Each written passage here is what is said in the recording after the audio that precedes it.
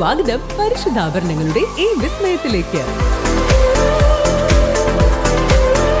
Hayya gold and diamonds, Wandoor and Elankur. Safa gold and diamonds original ബില്ലോടുകൂടി മാത്രം സ്വർണം വിൽക്കുന്നു. Safa gold and diamonds, different by design.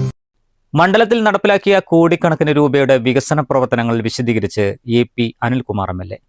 നിലമ്പൂരിൽ വരണാധികാരി മുൻപാകെ പത്രിക സമർപ്പിച്ച ശേഷം മണ്ടൂലെത്തിയാണ് വാർത്താസമ്മേളനം വിളിച്ചു ചേർത്തത്. മണ്ഡലത്തിന്റെ സമഗ്ര പുരോഗതിക്കായി കഴിഞ്ഞ 5 വർഷം നടപ്പിലാക്കിയ പദ്ധതികൾ അദ്ദേഹം അക്കമിട്ടു നിരത്തി. വിദ്യാഭ്യാസം, ആരോഗ്യമേഖല, കുടിവെള്ള പദ്ധതികൾ, റോഡ് വികസനം തുടങ്ങി എല്ലാ മേഖലകളിലും വൻ കുതിച്ചുചാട്ടമാണ് മണ്ഡലത്തിൽ ഉണ്ടായതെന്ന് അദ്ദേഹം അവകാശപ്പെട്ടു. കഴിഞ്ഞ 5 വർഷക്കാലം വണ്ടൂരിൻ്റെ മുൻകാല വികസനങ്ങളുടെ തുടർച്ചയായി ഒട്ടനവധി വികസന പ്രവർത്തനങ്ങൾ നടത്താൻ നമുക്ക് കഴിഞ്ഞു. ആഗ്രഹത്തിനനുസരിച്ച് എല്ലാ കാര്യങ്ങളും പൂർണ്ണമായി നടത്താൻ കഴിഞ്ഞിട്ടില്ലെങ്കിലും വികസന രംഗത്ത് ജില്ലയിൽ തന്നെ എടുത്തു പറയാവുന്ന വികസന മുന്നേറ്റം നടത്തിയ നിയോജകമണ്ഡലമാണ് വണ്ടൂർ നിയോജകമണ്ഡലം.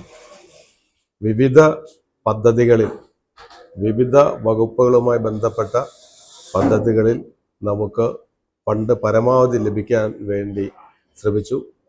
നിയോജകമണ്ഡലത്തെ സംബന്ധിച്ചിടത്തോളം നമുക്ക് എടുത്തു പറയാവുന്ന ഒട്ടനവധി കാര്യങ്ങൾ നമുക്ക് ചെയ്യുവാൻ കഴിഞ്ഞു.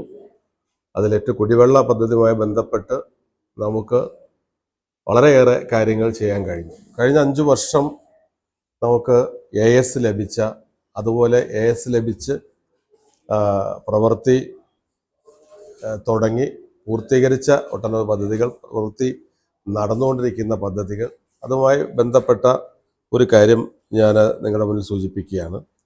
നമുക്ക് വിദ്യാഭ്യാസ രംഗത്ത് നമുക്ക് സ്കൂൾ കെട്ടിടങ്ങളുടെ നിർമ്മാണത്തിൽ ജില്ലയിൽ തന്നെ ഏറ്റവും കൂടുതൽ ഫണ്ട് ലഭ്യമായത് വണ്ടൂർ നിയോജകമണ്ഡലത്തിലാണ്.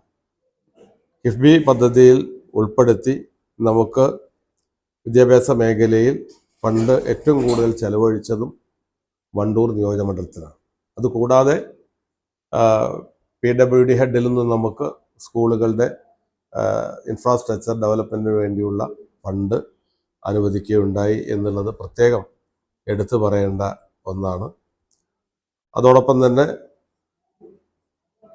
ആരോഗ്യരംഗത്ത് നമ്മൾ വിവിധങ്ങളായ പദ്ധതികളിലൂടെ കൂടുതൽ ഫണ്ട് നമുക്ക് അനുവദിക്കാൻ കഴിഞ്ഞു.